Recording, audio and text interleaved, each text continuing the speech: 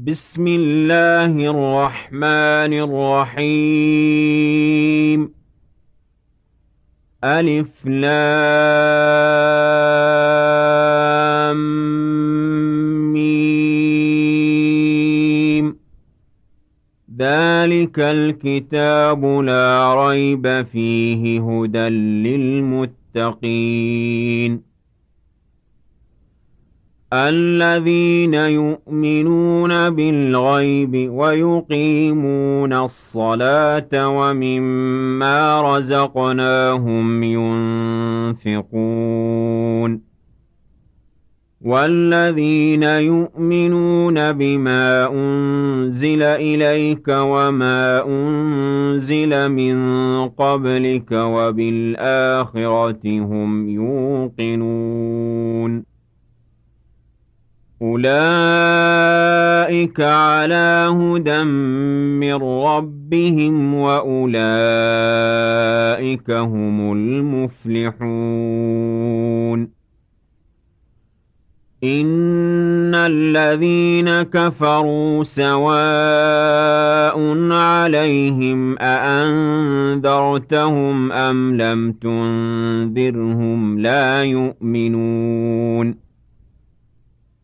ختم الله على قلوبهم وعلى سمعهم وعلى أبصارهم غشاوة ولهم عذاب عظيم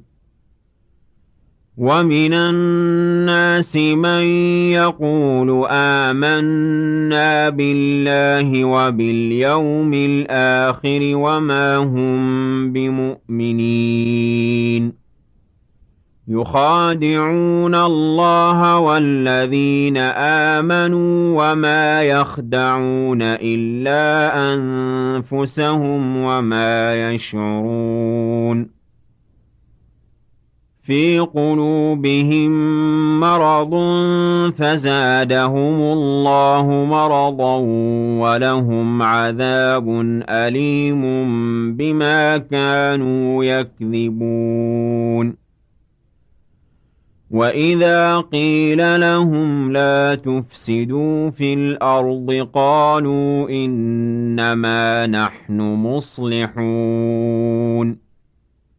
ألا إنهم هم المفسدون ولكن لا يشعرون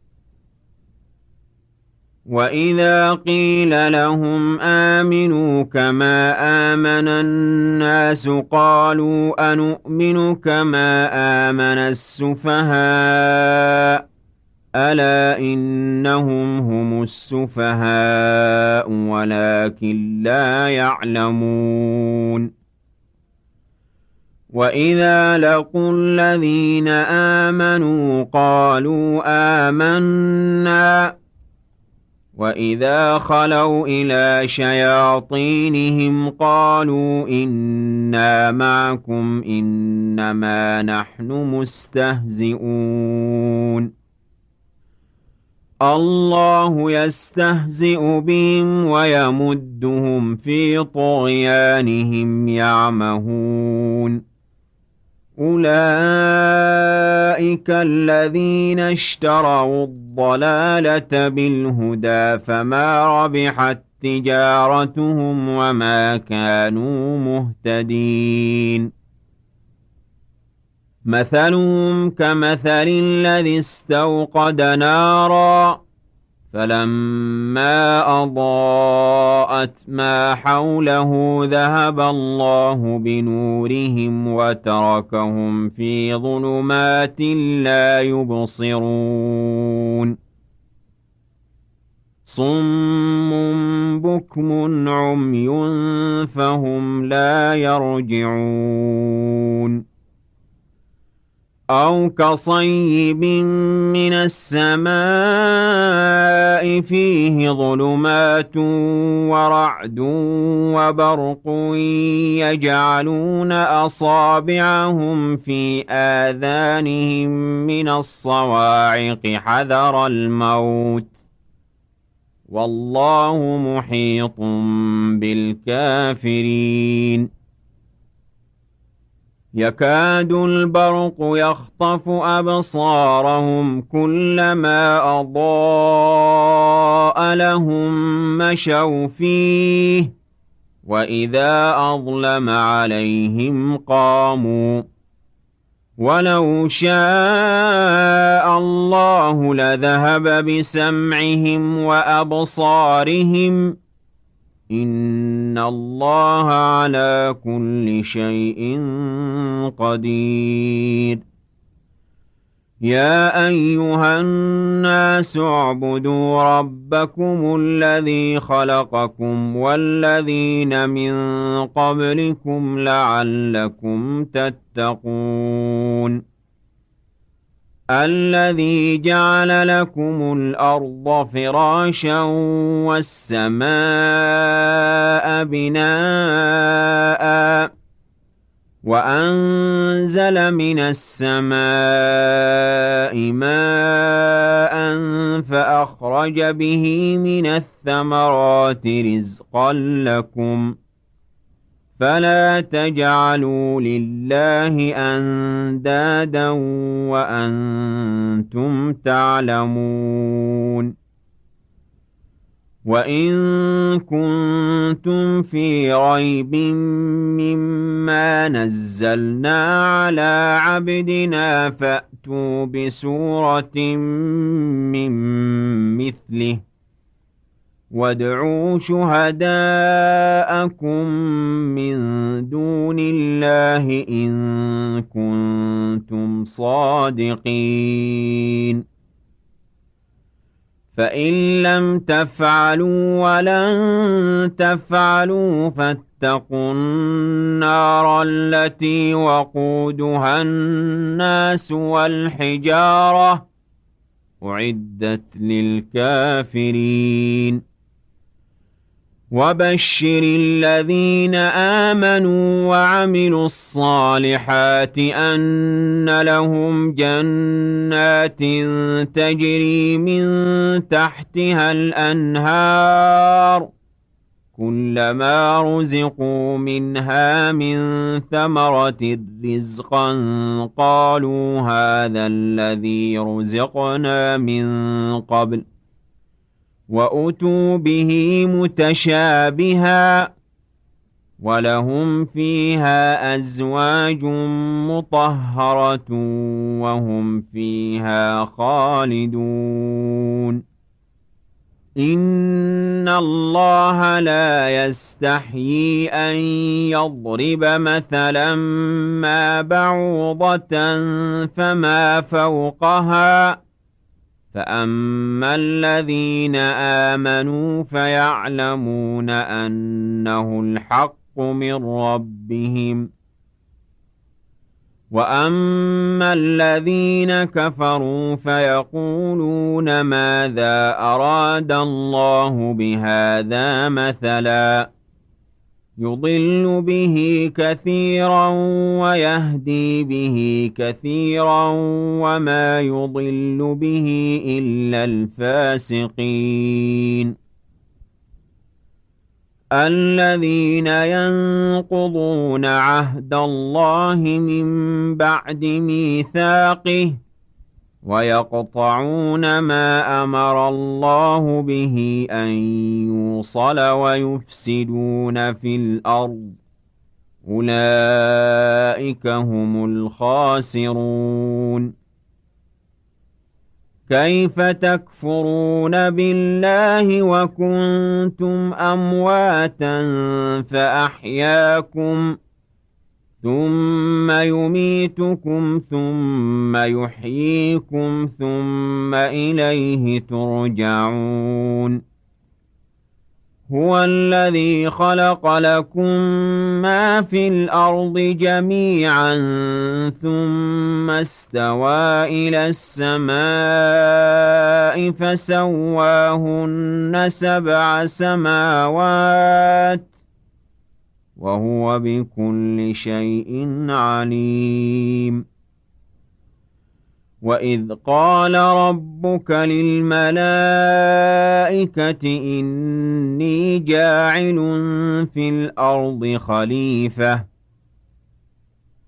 قالوا أتجعل فيها من يفسد فيها ويسفك الدماء ونحن نسبح بحمدك ونقدس لك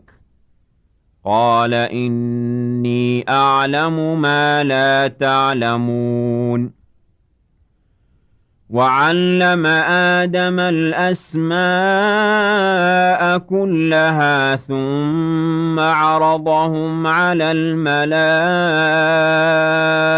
الملائكة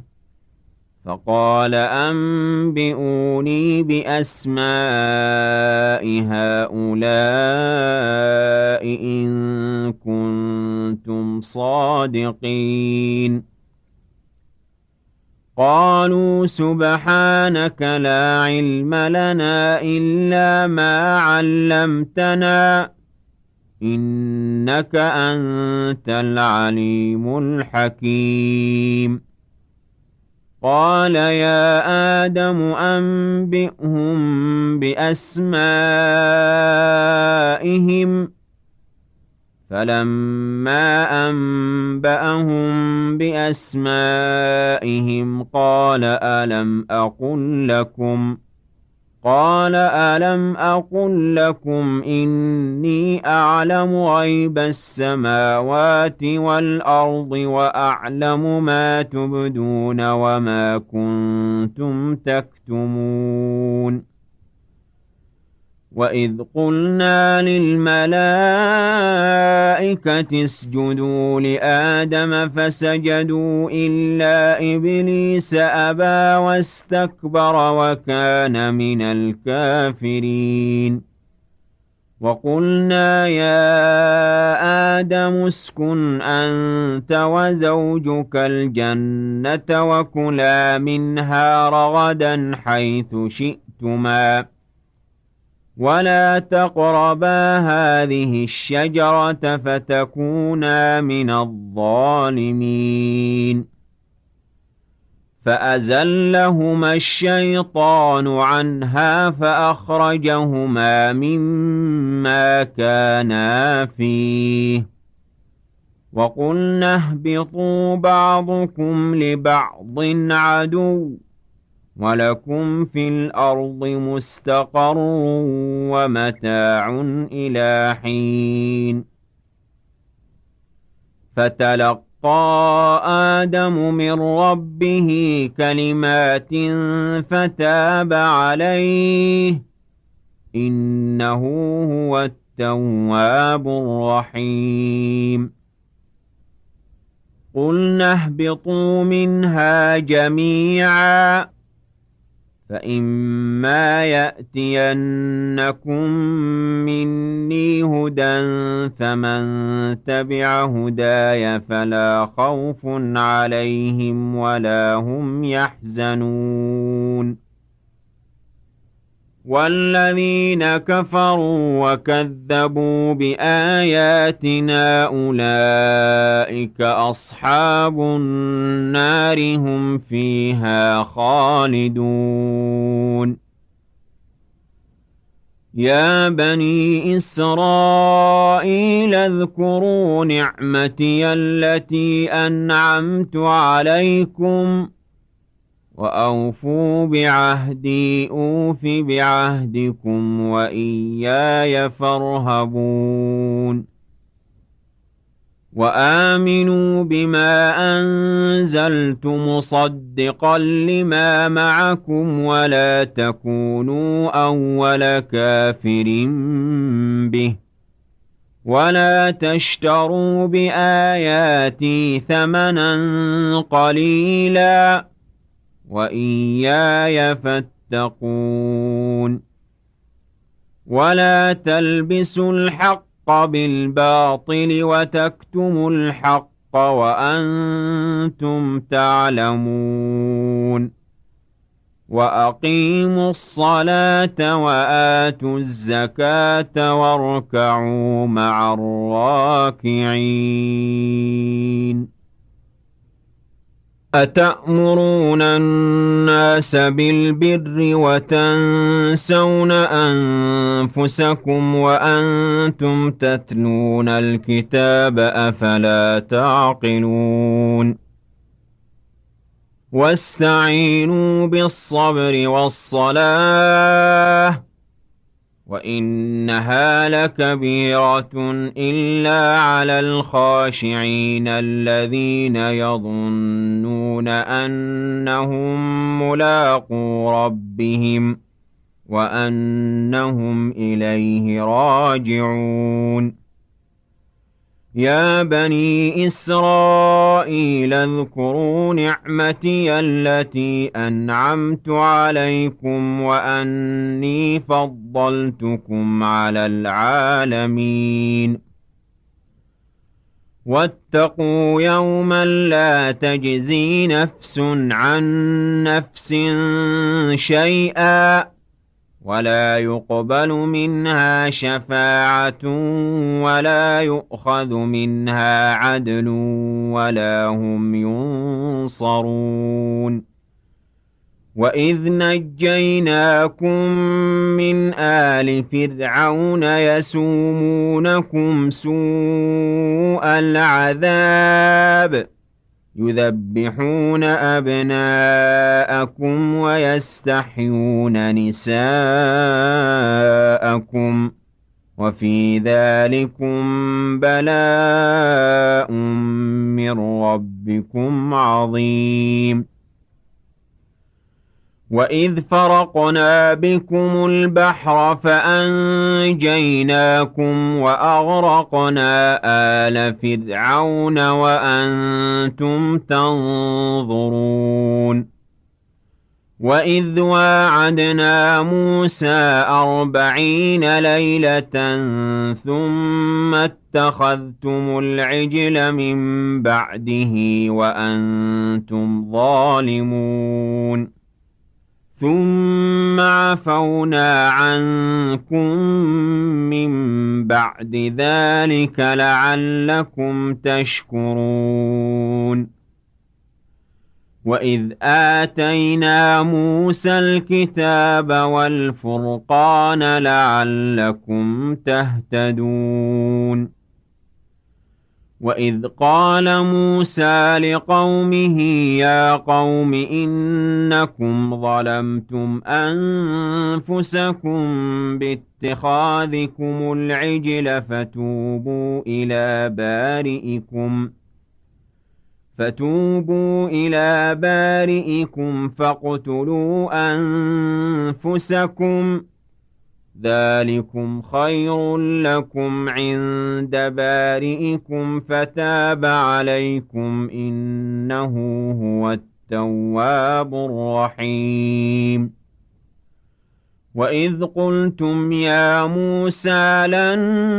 نؤمن لك حتى نرى الله جهرة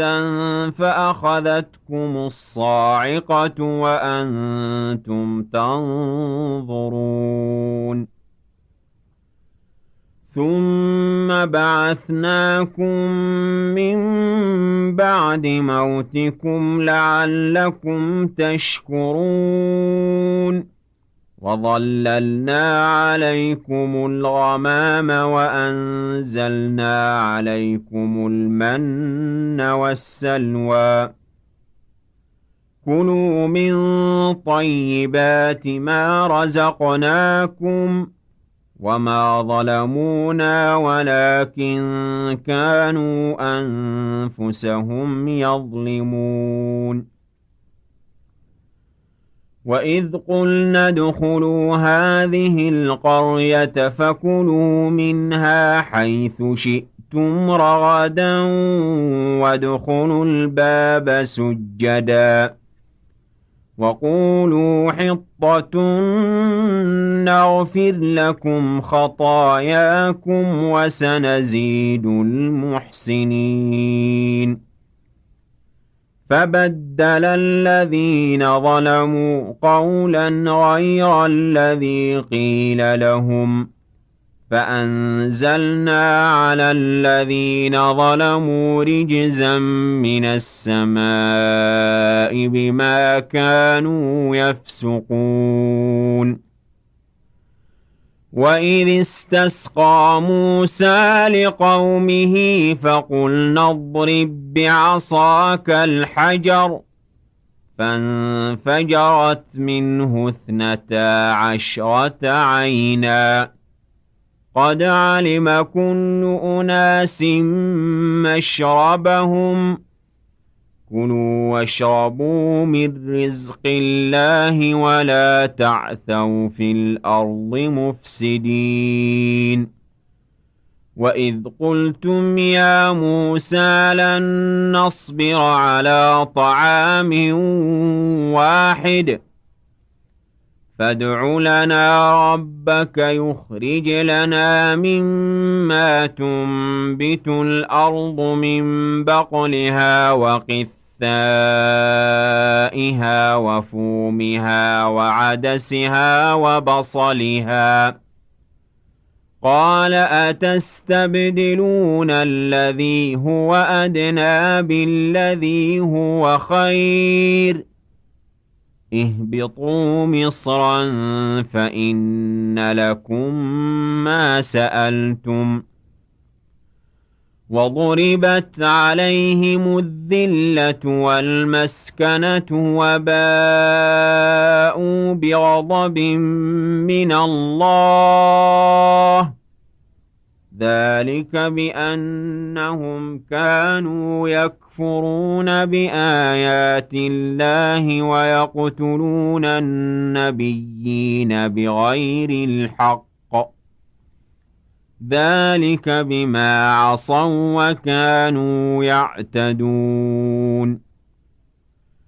إن الذين آمنوا والذين هادوا والنصارى والصابئين من آمن بالله واليوم الآخر وعمل صالحا فلهم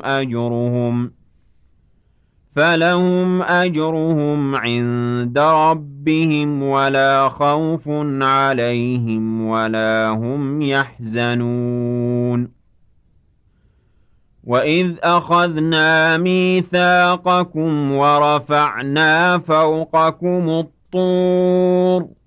خذوا ما آتيناكم بقوة واذكروا ما فيه لعلكم تتقون ثم توليتم من بعد ذلك فلولا فضل الله عليكم ورحمته لكنتم من الخاسرين ولقد علمتم الذين اعتدوا منكم في السبت فقلنا لهم كونوا قردة خاسئين فجعلناها نكالا لما بين يديها وما خلفها وموعظة للمتقين وإذ قال موسى لقومه إن الله يأمركم أن تذبحوا بقرة قالوا أتتخذنا هزوا قال أعوذ بالله أن أكون من الجاهلين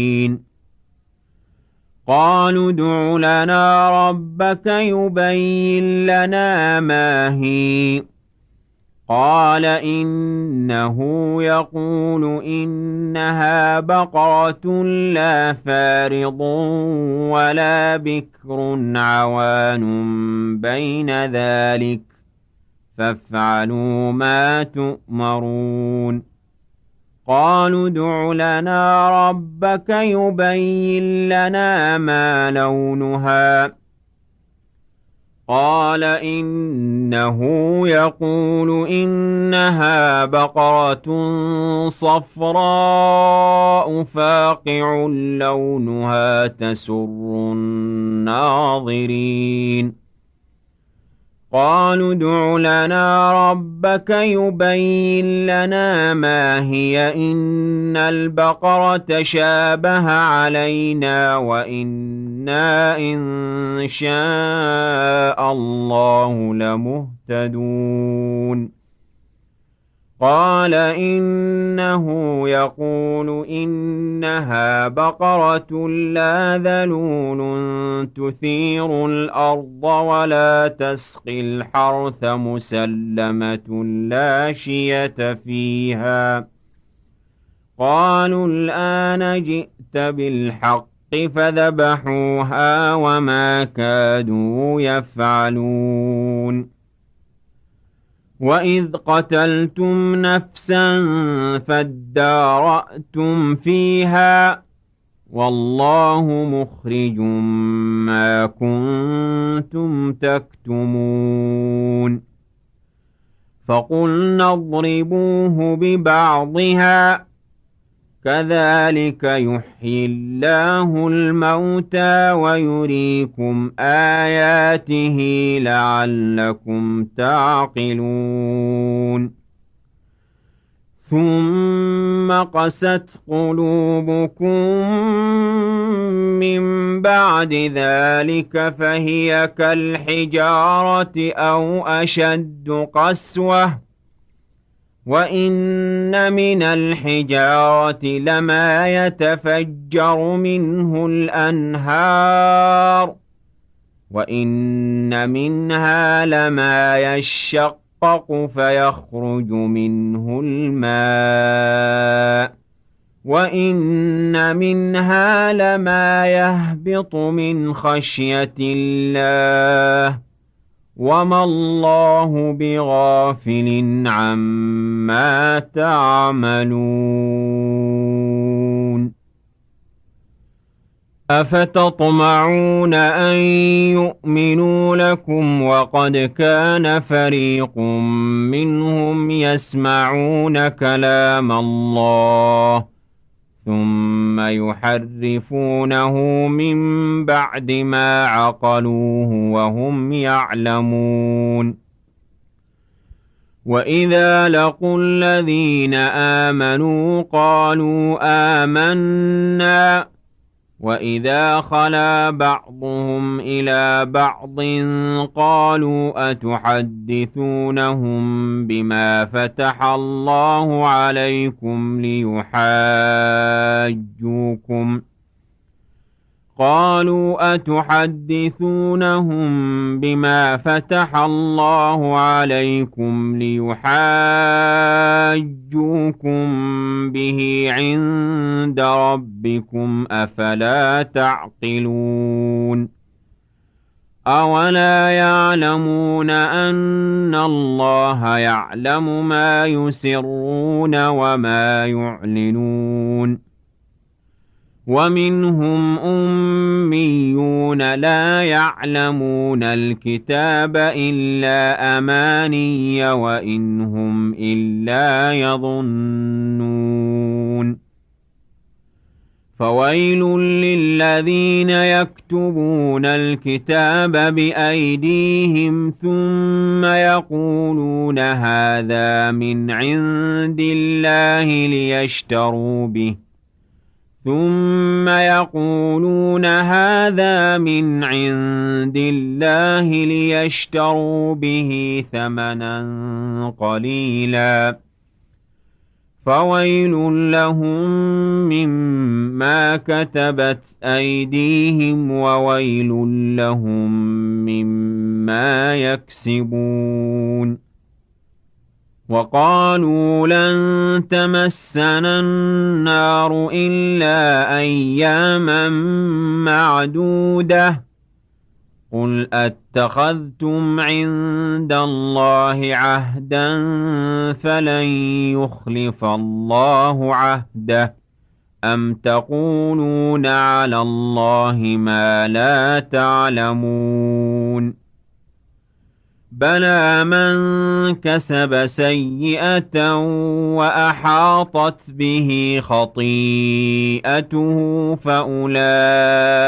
أصحاب النار هم فيها خالدون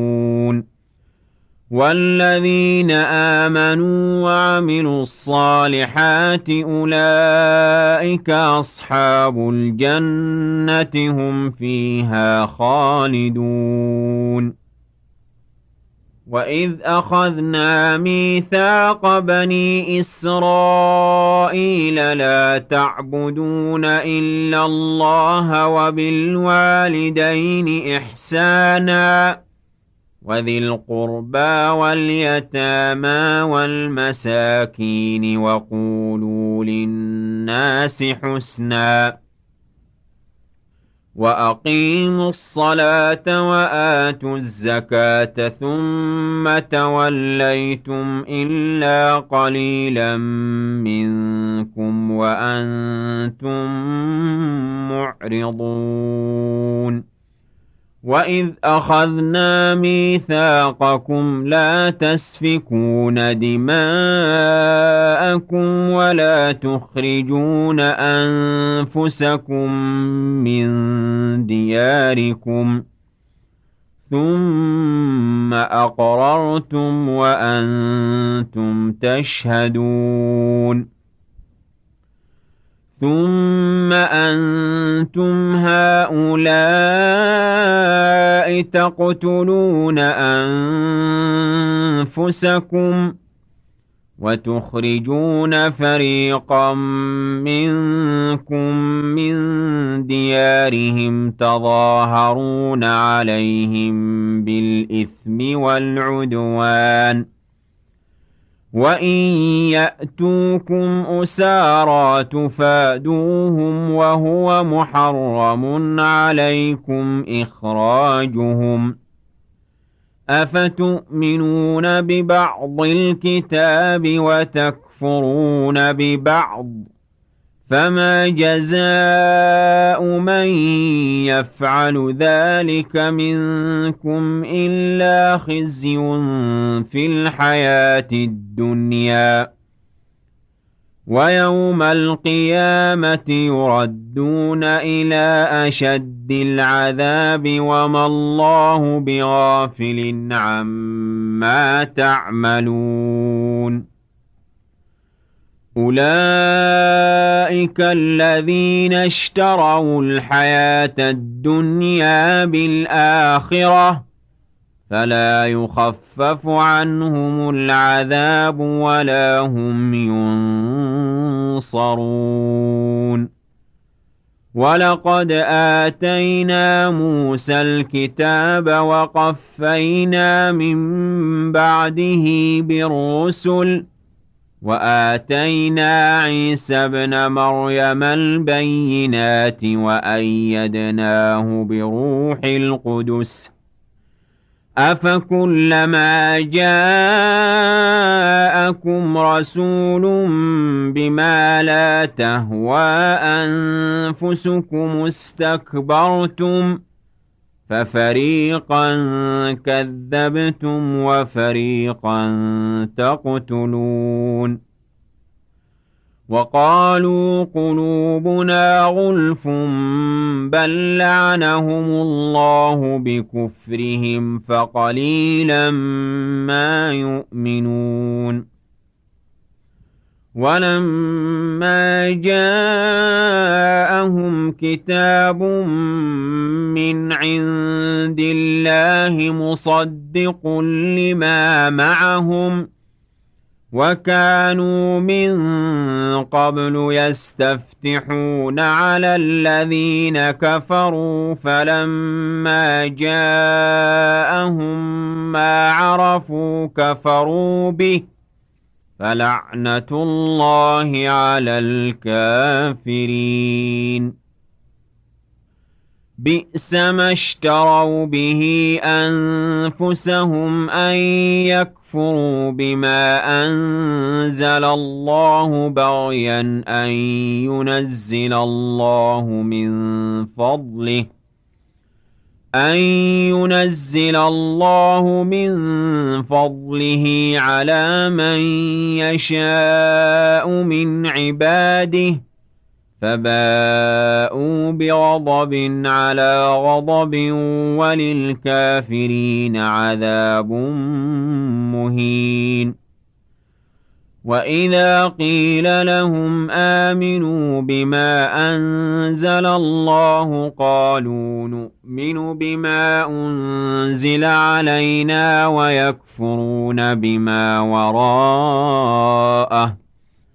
ويكفرون بما وراءه وهو الحق مصدقا لما معهم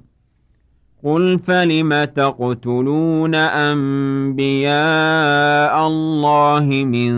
قبل إن كنتم مؤمنين ولقد جاءكم موسى بالبينات ثم اتخذتم العجل من بعده وأنتم ظالمون وإذ أخذنا ميثاقكم ورفعنا فوقكم الطور خذوا ما آتيناكم بقوة واسمعوا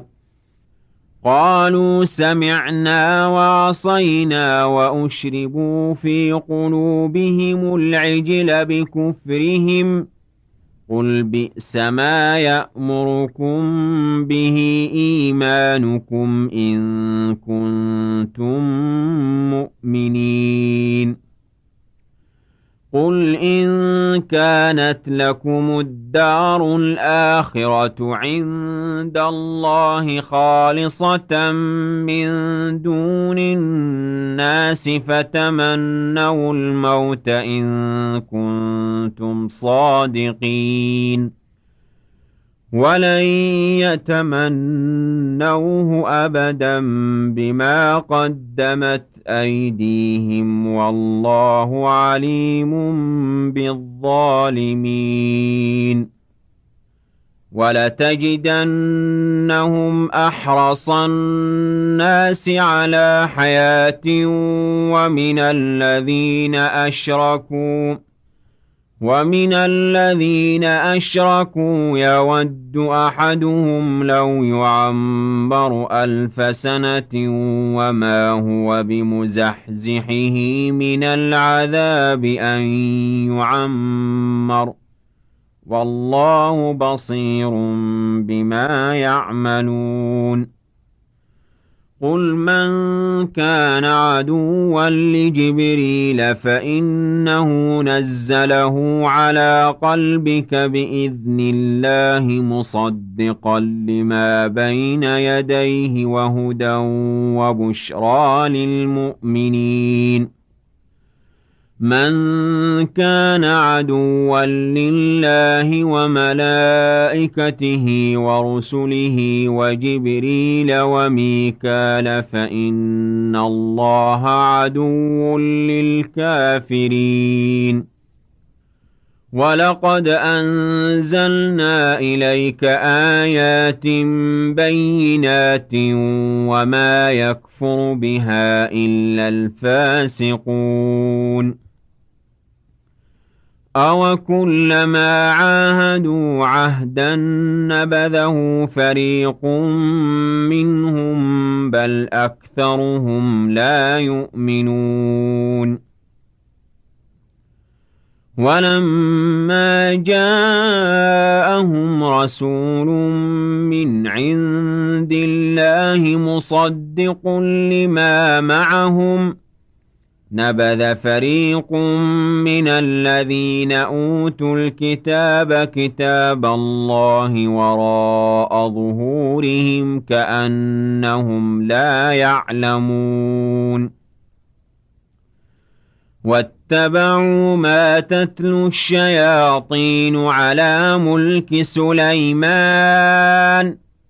وما كفر سليمان ولكن الشياطين كفروا يعلمون الناس السحر وما أنزل على الملكين ببابل هاروت وماروت وما يعلمان من أحد حتى يقولا إنما نحن فتنة فلا تكفر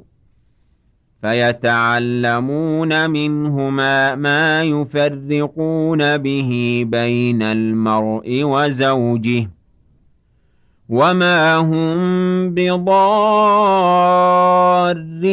به من أحد إلا بإذن الله ويتعلمون ما يضرهم ولا ينفعهم ولقد علموا لمن اشتراه ما له في الآخرة من خلاق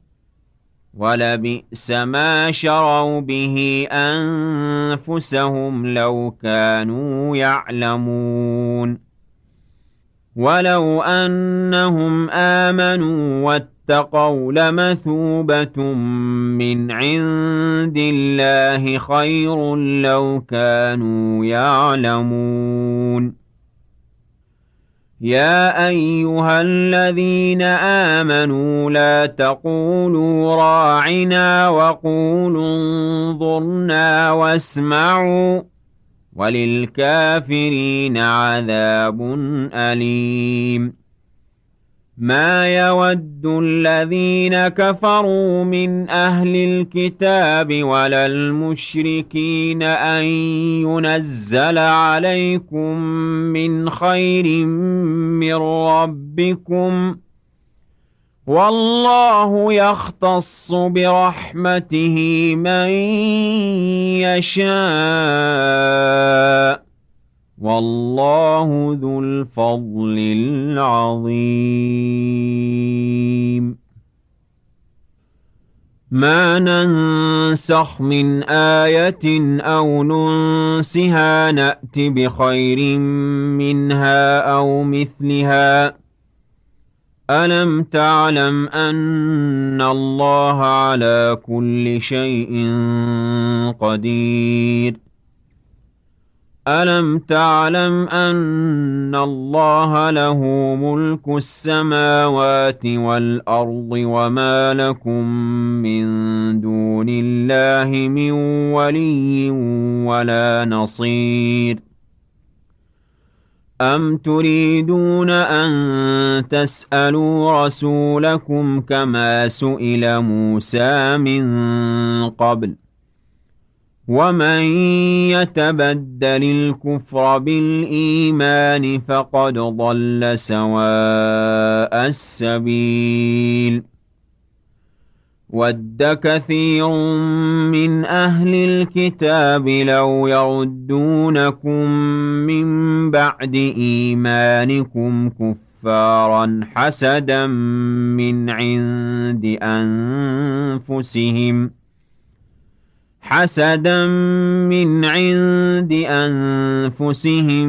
من بعد ما تبين لهم الحق فاعفوا واصفحوا حتى يأتي الله بأمره إن الله على كل شيء قدير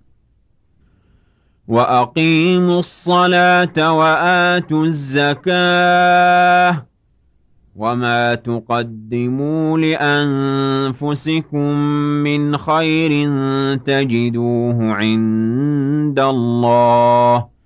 إن الله بما تعملون بصير وقالوا لن يدخل الجنة إلا من كان هودا أو نصارى تلك أمانيهم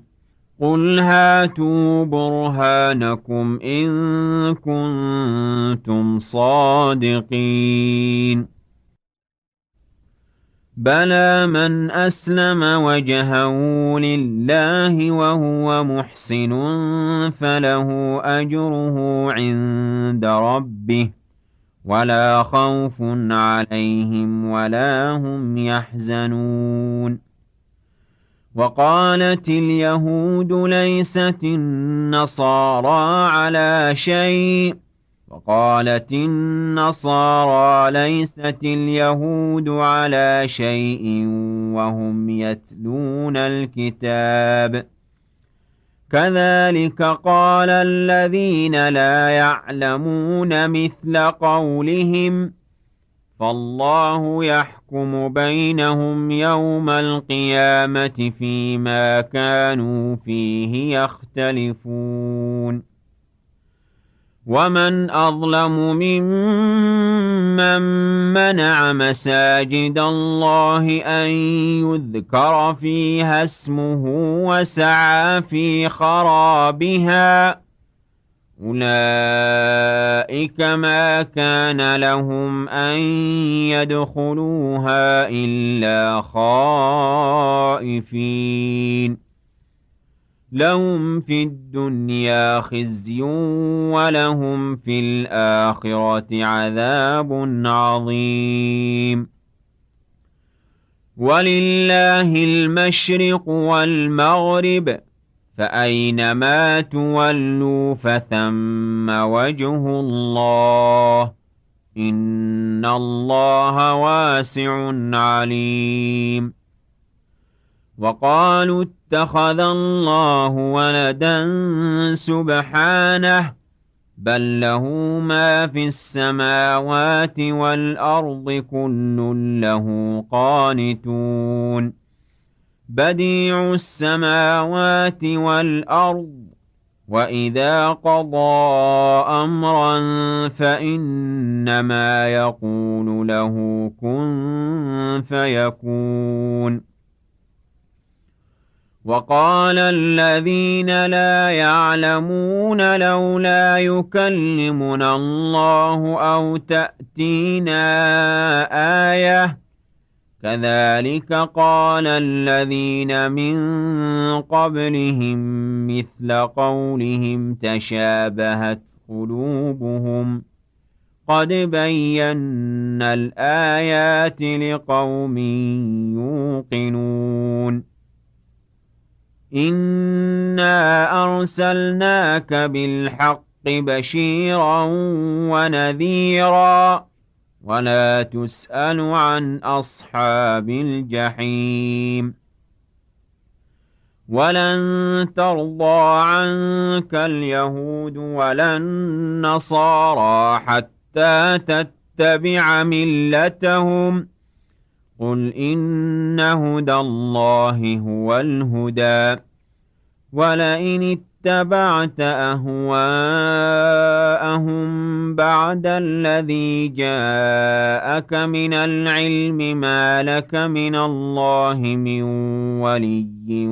ولا نصير. الذين آتيناهم الكتاب يتلونه حق تلاوته أولئك يؤمنون به ومن يكفر به فأولئك هم الخاسرون. يا بني إسرائيل اذكروا نعمتي التي أنعمت عليكم وأني فضلتكم على العالمين. واتقوا يوما لا تجزي نفس عن نفس شيئا ولا يقبل منها عدل ولا تنفعها شفاعة ولا هم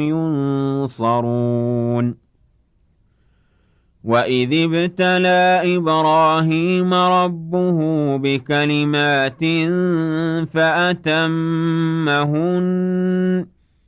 قال إني جاعلك للناس إماما قال ومن ذريتي قال لا ينال عهد الظالمين. وإذ جعلنا البيت مثابة للناس للناس وأمنا واتخذوا من مقام إبراهيم